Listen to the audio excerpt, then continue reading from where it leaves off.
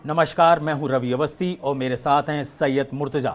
सिर्फ 72 घंटे के अंदर ईरान युद्ध इतना खूनी और भयानक हो चुका है जिसकी आप उम्मीद भी नहीं कर सकते। सिर्फ 72 घंटे के अंदर हालात ये हो गए हैं कि ईरान के परमाणु ठिकानों पर सीधा हमला होने लगा है और ऐसी खबरें हैं कि IAEA ने सीधा बोला है कि ये एक परमाणु विनाश हो सकता है जो ईरान से शुरू होगा। सिर्फ 72 घंटे के युद्ध के अंदर ट्रंप इतना ज़्यादा बौखला गए हैं कि वो ब्रिटेन के ऊपर सीधा हमला करते हुए बोल रहे हैं कि तुम्हारी वजह से मेरा ऑपरेशन एपिक फ्यूरी जो है वो बुरी तरीके से डगमगाया है, सिर्फ तुम्हारी वजह से। तो ब्रिटेन के ऊपर जो अमेरिका का गुस्सा दिखाई दे रहा है वो साफ बताता है कि अमेरिका को इतना अंदाज़ा नहीं था कि ईरान बेताशा हमले इस तरीके से कर देगा। सिर्फ 72 घंटे के अंदर आप मान के चलिए कि 11 से 12 जो मिडिल ईस्ट के देश हैं, जिसको हम पश्चिमी एशिया के देश बोलते हैं, वहाँ तक उसने दनादन मिसाइलें दागी हैं। और हैरानी की बात है कि लगभग 15 से 20% जो उसकी मिसाइलें हैं वो बहुत सटीक तरीके से हिट कर रही हैं। और कई जगह तो ऐसा हुआ है कि जो इनके थर्ड और पैट्रियट मिसाइल सिस्टम जो थे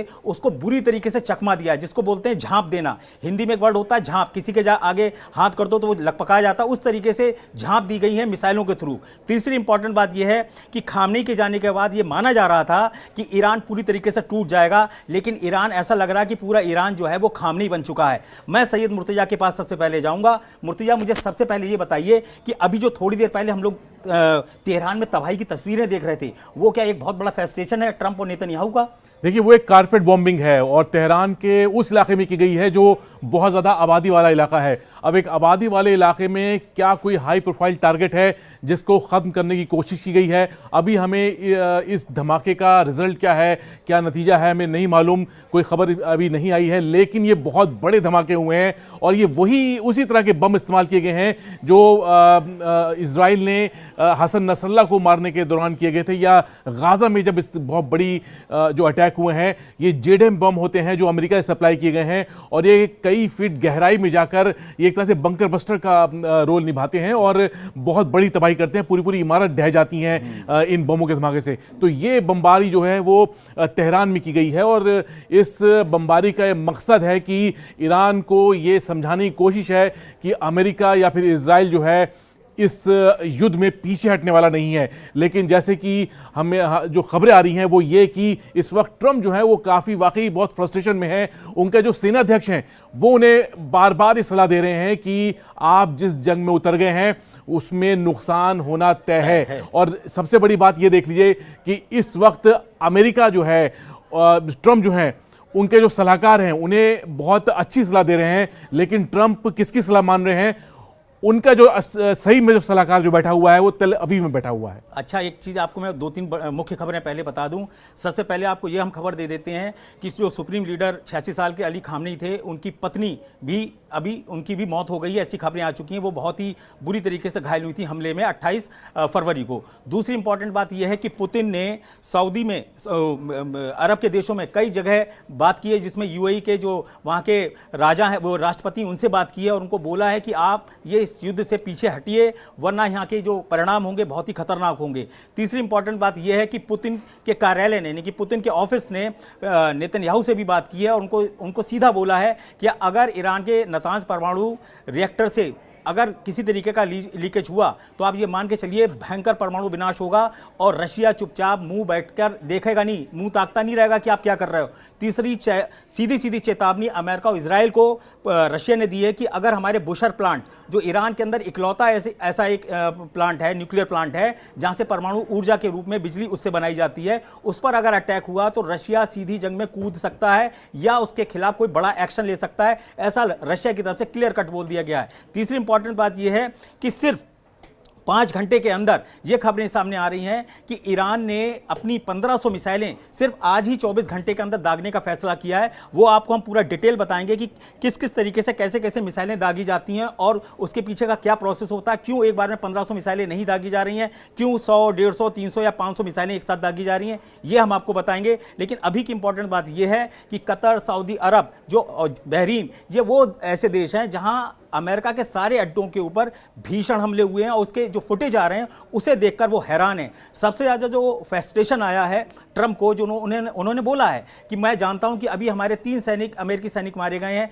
लेकिन आने वाले दिनों में हमारे और भी सैनिक मारे जा सकते हैं। एक राष्ट्रपति पहले से ही मान के चल रहा है कि उसके सैनिक मारे जाएंगे, तो आप समझ सकते हैं कि मनोवैज्ञानिक रूप से अमेरिका कितना अपने आप को झुंझलाहट में देख रहा है। और यहां तक कि जो कतर, जो कुवैत से जो खबरें आई और जो तस्वीरें आई वो तो और भी फ्रस्ट्रेशन वाली थी कि अमेरिका के F-15E जो फाइटर जेट्स हैं, वो ऐसे 3 जेट्स जो हैं वो अब तक तबाह हो चुके हैं। एक का तो वीडियो भी सामने आ चुका है और उसमें ये दावा किया जा रहा है अमेरिका की तरफ से कि हमारे एयर डिफेंस ने उसको हिट कर दिया, जिसकी वजह से ये घटना हो गई।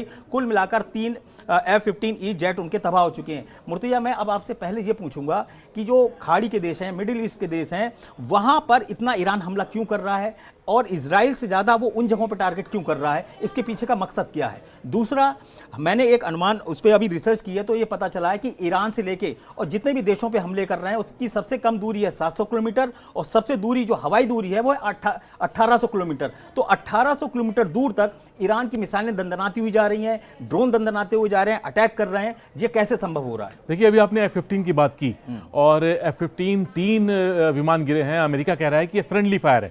फ्रेंडली फायर मतलब कि आपके ही साथी, आपके ही रडार सिस्टम, आपके ही एयर डिफेंस सिस्टम ने उसको गिरा दिया या आपके दूसरे विमान ने उसको दुश्मन का विमान समझ के उस पर अटैक किया और वो उसका नुकसान हुआ, वो गिर गया। लेकिन क्या ये सच है? एक गलती हो सकती है, 2 गलती हो सकती है, 3 ब्लंडर कौन करेगा? अगर 3 ब्लंडर हो रहे हैं तो इसका मतलब दाल में कुछ काला है। और बहरीन जहां पर है, मनामा जहां पर है, वो जगह ईरान की ज़मीन से करीब 150 किलोमीटर के आसपास की दूरी है। और अगर आप देखें तो ईरान का जो long range air defence system है, एक है सैयाद 3 जो इन्होंने हाल में ही तैयार किया है, बहुत मॉडर्नाइज सिस्टम है, उसकी रेंज भी 150 से 200 किलोमीटर है। क्या ये तीनों जहाज़ जो हैं सैयाद 3 का शिकार बने हैं? दावा किया जा रहा है कि ईरान के एयर डिफेंस सिस्टम जो है वो नाकाम हो चुके हैं और वो पहले ही जो है उसको ख़त्म कर दिया गया है। लेकिन मेरा ये मानना है कि ईरान ने अपने जिस तरह से जो एयर डिफेंस असेट्स जो हैं वो जिस तरह से छुपाए हैं, वो उसको मालूम है कि शुरुआत में उससे बड़ा नुकसान होता है, उसने उन सिस्टम्स का इस्तेमाल ही नहीं किया है। वो इन एयर डिफेंस सिस्टम्स को एक सही वक्त के लिए इस्तेमाल करेगा, ऐसा इंतज़ार करेगा और तभी ये सिस्टम जो है वो धीरे धीरे जब ये युद्ध जो है वॉर ऑफ एट्रिशन के दौर में गुजरेगा, मतलब जब हथियारों की कमी जो है वो दोनों साइड्स पे होने लगेगी, तब ये देखा जाएगा कि कौन ज़्यादा लंबे दौर तक ये युद्ध कर सकता है। तब ईरान जो है अपने इन हथियारों को निकालेगा। अब F-15 का जो गिराया गया है, मुमकिन है ये इस एयर डिफेंस सिस्टम से गिराए हों। दूसरा सवाल ये है कि आपके ईरान जो है इन इलाकों में हमला क्यों कर रहा है? ईरान ने कतर में अल उदैद एयरबेस पे FPS 132 नाम का रडार जो है वो पहले दिन ही उसका उड़ा दिया था। अब ये रडार, आप मैं इसको समझाऊंगा आपको कि ये रडार क्यों बहुत ज़्यादा ज़रूरी था ईरान के लिहाज से कि इसको उड़ा दिया जाए। ये रडार जो है 5000 किलोमीटर की रेंज रखता है। 5000 किलोमीटर इसका मतलब है कि ये आधी दुनिया कवर कर रहा है करीब। और इस रडार के जरिए पिछले साल भी जब ईरान मिसाइल दाग रहा था इजराइल के ऊपर और अमेरिका शुरुआत में शामिल नहीं था डायरेक्ट, तब इसी रडार से जो डेटा था ईरान की मिसाइल्स का वो इजराइल को पहुंचा था और वहां तब वो मिसाइल की ट्रेजेक्ट्री को फॉलो करके उसको गिराया जा रहा था। इस बार ईरान ने इस रडार को ख़त्म कर दिया है। ऐसा ही एक रडार जो है वो UAE में भी है और मेरे ख्याल से या तो उसको नुकसान पहुंचा है या मेरे ख्याल से वो भी टारगेट पर रहेगा या फिर उड़ा दिया गया होगा। इस तरह के जो असेट्स जो हैं, जो डिफेंस असेट्स जो हैं, उसको ख़त्म करना ईरान की प्राथमिकता है। यही काम वो बहरीन में कर रहा है, यही काम वो कुवैत में कर रहा है और यही काम उसने इराक के एरबिल में किया, जो एक बहुत बड़ा निगरानी अड्डा था इराक के अंदर, जो ईरान के उत्तरी इलाके में देखता था। तो उसने फर्स्ट लेयर ऑफ जो डिफेंस था, मैं कहूँगा इजराइल के लिहाज से, वो ईरान ने करीब ख़त्म कर दिया है। अब उसका अगला टारगेट जो होगा वो इजराइल होगा और वहां पे वो उस वक्त अपनी उन मिसाइलों को दागेगा जिन्हें रोकना नामुमकिन साबित होगा। एक चीज़ तो बिल्कुल क्लियर है कि ईरान को भीषण नुकसान हो चुका है। सुप्रीम कमांडर मारे जा चुके हैं, 48 से ज़्यादा, उनको मिला के 48 से ज़्यादा टॉप कमांडर्स और उनके नेता मारे जा चुके हैं। कोई भी नहीं बचा, ऐसा अमेरिका और इजराइल को की तरफ से दावा किया जा रहा था। लेकिन आप मजा देखिए कि एक के पीछे एक सीरीज निकलती चली आ रही है। राष्ट्रपति मसूद पेजेश्किन बोल रहे हैं कि हम युद्ध रोकने को बिल्कुल भी तैयार नहीं, हम फाइनल करेंगे। वहाँ के जो NSA का दर्जा रखते हैं अली लारीजानी, उन्होंने क्या बोला कि हम जंग से ही अब फैसला करेंगे और आखिरी दम तक हम लड़ेंगे। तीसरी इंपॉर्टेंट बात यह है कि वहाँ के जो नए सुप्रीम लीडर अराफी बनाए गए हैं, उन्होंने क्या बोला है कि हम इस युद्ध को खत्म करेंगे, अमेरिका ने शुरू किया है। तो ये जो मनोवैज्ञानिक कहते हैं ना युद्ध है, उसमें ईरान बड़ा हावी पड़ रहा है। उसके 2-3 कारण मैं आपको स्पष्ट रूप से दिखा देता हूं। पहली इंपॉर्टेंट बात यह है कि ईरान ने कल बोला कि हमने USS अब्राहम लिंकन युद्धपोत पर 4 बैलिस्टिक मिसाइलें मारी। इसका असर क्या हुआ?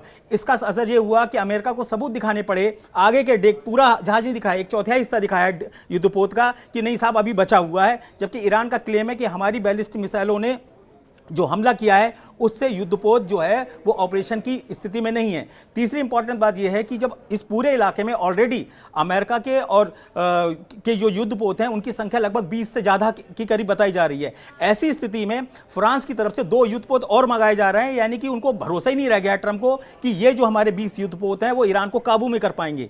तीसरी इंपॉर्टेंट बात यह है कि जो जनरल डैन ने भी बोला था, जो अमेरिका के हैं, कि हम अगर ये सोच रहे हैं कि इस युद्ध को हम कंट्रोल कर लेंगे तो ऐसा नहीं है। आप सोच रहे हैं कि हम 2-3 दिन में इसको खत्म कर लेंगे, ऐसा नहीं हो सकता। इसके पीछे का सबसे बड़ी वजह यह है कि आज ट्रंप ने एक इंटरव्यू में खुद बोला है कि मुझे लगता है कि इस युद्ध में 2 हफ्ते भी लग सकते हैं और इसको खत्म करने में 4 हफ्ते भी लग सकते हैं। यह ट्रंप का बयान क्या है? यह दिखाता है कि अमेरिका एक ऐसे दलदल में फंस चुका है मिडिल ईस्ट के युद्ध में, जिसमें अब उसकी छीछा लेदर होना तय है। यहां पे इंपॉर्टेंट बात क्या है कि ओमान ने कल क्या बोला था, वहां के विदेश मंत्री ने, अमेरिका ये आपका युद्ध नहीं है, ये इजराइल का युद्ध है, आप उसको करने दीजिए, आप यहां से बहुत हो गया, अब यहां से आप निकलिए। अगर ये लंबा युद्ध और खिंचा और 2-3 जगह कुवैत में, बहरीन में, कतर में, ओमान में, तुर्की में, या तुर्की तक पहुंच गया है हमला, आप समझिए तुर्की तक ईरान के हमले पहुंच चुके हैं, ऐसे दावे किए जा रहे हैं। साइप्रस में तो कल भी अटैक हुआ और आज भी अटैक हुआ और स्थिति ये हो गई है कि ब्रिटेन ने बिल्कुल शॉर्ट नोटिस पे बोला है कि सारे हथियार तुरंत हटाओ, सारी मिलिट्री जो हमारे ऑपरेशन हैं उसको तुरंत यहां से हटाओ, इसको खाली करो। अब जो ईरान है उसकी मिसाइलें यहां भी गिर सकती हैं। तीसरी इंपॉर्टेंट बात यह है कि अभी 2 या 3 घंटे पहले खबर आई कि तेल अवीव में बेंजामिन नेतन्याहू जो प्रधानमंत्री हैं इजराइल के, उनके दफ्तर पर भीषण अटैक किया है मिसाइलों से और खैबर शेकन मिसाइल का इस्तेमाल किया है, ऐसा ईरान का दावा है। हालांकि तुरंत खंडन आया IDF की तरफ से कि ऐसा कोई भी अटैक नेतन्याहू के दफ्तर पे नहीं है, वो बिल्कुल सुरक्षित हैं। लेकिन एक खबर नीचे आई इजरायली मीडिया के अंदर कि इस वक्त बेंजामिन नेतन्याहू जो हैं वो बंकर में हैं, यानी कि जो पाताल के नीचे जो बंकर बनाए गए हैं उसके अंदर नेतन्याहू को ले जाना जरूरी समझा गया। तो इसका मतलब ये हुआ कि जो तेल अवीव के ऊपर दावा किया जा रहा है इजरायली मीडिया के थ्रू कि लगभग तेल अवीव में 40 से बड़ी इमारतें पूरी तरीके से तबाह हो चुकी हैं, उससे यह साबित होता है कि जो एयर डिफेंस है इजराइल का, एरो 3 हो, एरो 4 हो, आयरन डोम हो, वो सारी मिसाइलों को नहीं कर पा रहा है। उसकी इस बार जो उसका कहते हैं ना फॉर्मूला निकाला है ईरान ने, वो ऐसा निकाला है कि इसके हमलों को रोक ही नहीं पा रहा है। अब मैं आपको यहाँ पे इंपॉर्टेंट बात एक और आखिरी बताने जा रहा हूँ, उसके बाद हम मुर्तजा के पास जाएंगे कि अब ट्रंप ने क्या किया है, इसमें भी धर्म को घुसेड़ दिया है। उन्होंने ब्रिटेन में बोला है, कीर स्टॉमर है प्रधानमंत्री, कि आप मुसलमानों से डर गए, इसीलिए आपने डियो गार्जिया हमको नहीं दिया, देर से दिया, इसके चक्कर में हमारा जो ऑपरेशन एपिक फ्यूरी है वो 2-3 घंटे लेट हुआ, इसीलिए B-2 बमबर्षक जो डियो गार्जिया हवाई अड्डे से उड़ते थे उनके उड़ने में, उनके ऑपरेशन में देरी हुई और जिसका फायदा ईरान को मिल रहा है। और ये जो झुंझलाहट और खिसियाहट है वो एक तरीके से ब्रिटेन के ऊपर राष्ट्रपति ट्रंप दिखा रहे हैं। ये एक चीज़ मुझे और बड़ी इंपॉर्टेंट बताइए कि ईरान की लड़ने की क्षमता मिसाइल और ड्रोन है, तो अभी मुझे एक बात समझ में नहीं आ रही कि टॉप लीडरशिप को बड़े आसानी से मार रहे हैं, लेकिन हैरानी की बात है कि जो मिसाइलों के हमले हैं वो रोक ही नहीं पा रहे हैं। तो क्या इनकी इंटेलिजेंस वहां पे नहीं है, सिर्फ कमांडरों के घरों में घुसी हुई है? और जो जागरोस की पहाड़ियां हैं जहां से ये अटैक बताए जा रहे हैं या किरमानशाह से अटैक बताए जा रहे हैं, क्या वहां पर ये लोग उसको कंट्रोल नहीं कर पा रहे हैं? देखिए, कहा जा रहा है कि ईरान के पास 3 से 4,000 मिसाइल हैं और ये जो है मिसाइल इनके देखिए, मिसाइल होना अलग बात है, साथ में लॉन्चर होना बहुत ज़रूरी है आपके साथ। अगर लॉन्चर नहीं होगा तो आप कैसे उसे रोकेंगे आप? तो इजराइल का दावा है कि उसने बहुत से ऐसे लॉन्चर जो हैं वो लॉन्च पैड पे ही जब वो मिसाइल तैयार की जा रही थी दागने के लिए, तब उसने उनको निष्क्रिय कर दिया वहाँ हमला करके। लेकिन ये है कि आपने बहुत सही बात कही कि जो कमांडर्स को मारना आसान हो रहा है, लेकिन जो मिसाइल जो साइट्स हैं वहाँ पर इजराइल या फिर अमेरिका जो है बहुत ज़्यादा नुकसान नहीं पहुँचा रहे। तो इसका ये है कि देखिए, ईरान को ये बात तो सब जानते हैं, समझते हैं कि ईरान को जो इस वक्त नुकसान हुआ है, जो अली खामनेई की हत्या हुई है, उसके पीछे ईरान की कमी ये है कि जो इनकी इंटेलिजेंस जो है, या फिर उसमें कई लोग ऐसे हैं जो जिसका जिक्र अहमद निजाद, जो उनके पूर्व राष्ट्रपति थे, जो इस हमले में उनकी भी हत्या हुई। इस युद्ध के दौरान जो है बहुत सी इंफॉर्मेशन ऐसी है जो इजराइल या फिर अमेरिका, इनकी इंटेलिजेंस एजेंसीज के पास हैं, इसलिए ये बहुत ज़्यादा सटीक तरीके से हमला कर पा रहे हैं। और जैसे कि हमने शुरुआत में कहा कि आज जो धमाका हुआ है तेहरान में, जो कॉर्बेट बॉम्बिंग हुई है एक रिहायशी इलाके में। एक बार जरा कॉर्बेट बॉम्बिंग थोड़ा हमारे दर्शकों को समझाइए, कॉर्बेट बॉम्बिंग का मतलब क्या है, और इसमें क्या B-2 बमवर्षक यूज हुए होंगे, या किस टाइप के F-35 यूज होंगे, या F-15 या F-16 सीरीज के होंगे, ये किस तरीके से की गई होगी? देखिए, कॉर्बेट बॉम्बिंग ये होती है कि आप एक सीमित जगह में आप उसको जैसे कालीन जैसे बिछाते नहीं है, दरी बिछाते हैं, आप वैसे ही आप बम को बिछा दें। बिल्कुल। और इसके लिए होता है कि आप हैवी बॉम्बार्डमेंट करते हैं और बमों की एक लेयर जो होती है उस इलाके में आप उससे हमला करते हैं। और ये इस तरह के हमले जो होते हैं वो आमतौर पे बड़े बॉम्बर से होते हैं। B-2 बॉम्बर का अभी तक इसमें इस तरह से इस्तेमाल होने की बात सामने नहीं आई है, लेकिन अमेरिका के पास जो बाकी फाइटर जेट्स जो हैं वो ऐसा कर सकते हैं कि लगातार कई फाइटर जेट्स लॉन्च किए जाएं और एक स्टैंड ऑफ रेंज से, मतलब कि 100-150 किलोमीटर की दूरी से कई बॉम्ब जो हैं वो लॉन्च किए जाएं, वो जो एक ही जगह पे जाके वो एक ही टाइम पे वो फटे। तो इस तरह से कारपेट बॉम्बिंग जो है अंजाम दी जाती है। और इस तरह की बॉम्बिंग पहले इराक में काफ़ी हो चुकी है, अफगानिस्तान में हो चुकी है, और ईरान में, तेहरान में ये पहली बार देखी गई है। हसन नसरल्लाह को जब मारा गया था लेबनान में, तब भी वो बॉम्बिंग भी कारपेट बॉम्बिंग ही थी। मतलब कि वो जो पूरा आसपास का ब्लॉक का जो इलाका था जहाँ पे हसन नसरल्लाह के बताया गया था कि छुपे हुए थे या वहाँ पे ठहरे थे, उस जगह को पूरी तरह ख़त्म कर दिया गया था। वो कारपेट बॉम्बिंग के बिना मुमकिन नहीं है। और प्रेसिशन गाइडेड जो म्यूनिशंस होते हैं उसका इस्तेमाल होता है, लेकिन एक सीमित दायरे में जहाँ कुछ भी बाकी न रह जाए और सिर्फ धूल और मिट्टी रह जाए, वो हम आज देख रहे हैं कि वो चीज़ तेहरान में भी इस तरह के हमले किए जा रहे हैं।